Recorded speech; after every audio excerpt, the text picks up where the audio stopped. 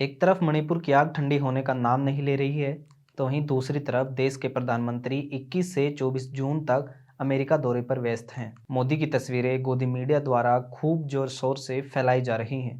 कभी वे योग करते नजर आ रहे हैं, तो कभी ट्विटर के मालिक एलन मस्क से मीटिंग करते नजर आ रहे हैं। अमेरिका के राष्ट्रपति बिडेन से हाथ मिलाते मोदी को गोदी मीडिया इस तरह आपके सामने परोस रही है कि यह यात्रा भारत के लिए ऐतिहासिक है। भारत अमेरिका के मूलवासियों के प्रदर्शन करने का यह अनोखा तरीका देख आप भी कहने लगेंगे कि वाकई यह मोदी की यात्रा ऐतिहासिक है। मोदी की किरकिरी जो अमेरिका दौरे पर हुई, वह अब किसी से छुपी नहीं है।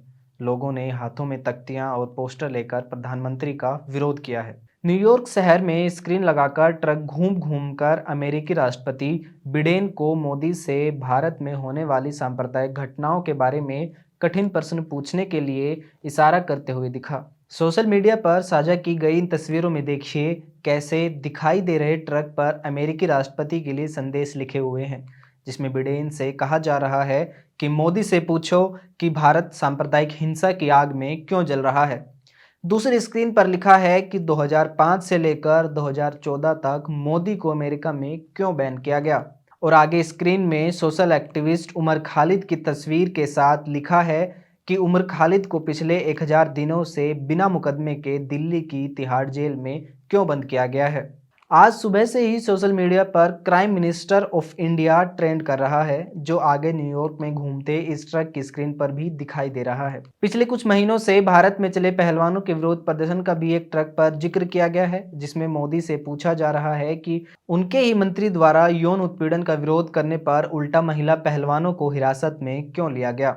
भारतीय मूल के लोगों ने डेमोक्रेसी और मणिपुर हिंसा के पोस्टर दिखाकर मोदी के खिलाफ विरोध प्रदर्शन किया है। वाशिंगटन पोस्ट ने भारत में प्रेस की स्वतंत्रता के सवाल को लेकर पत्रकारों की सुरक्षा करने वाली संस्था सीपीजे और उसके सहयोगियों ने एक पूरे पेज का विज्ञापन निकाला है, जिसमें भारत में प्रेस की स्वतंत्रता को सुधारने, पत्रकारों पर लगातार बढ़ते हमले और गिरफ्तारी की आलोचनाएं की गई हैं। इस विज्ञापन में कहा गया है कि भारत दुनिया का सबसे बड़ा लोकतंत्र है, फिर भी यह मीडिया के लिए दुनिया के सबसे खतरनाक देशों में से एक है।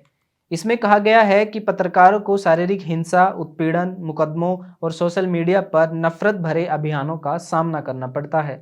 विज्ञापन में यह भी मांग की गई है कि दुनिया भर के नेताओं को देश में सत्ता में बैठे लोगों से पत्रकारों के खिलाफ धमकियों को रोकने का आग्रह करना चाहिए। इससे पहले मंगलवार को अमेरिकी कांग्रेस के 70 से अधिक डेमोक्रेटिक सदस्यों ने एक संयुक्त पत्र में राष्ट्रपति बिडेन से प्रधानमंत्री नरेंद्र मोदी के साथ अपनी बैठक में इन सब मुद्दों को उठाने को कहा गया था।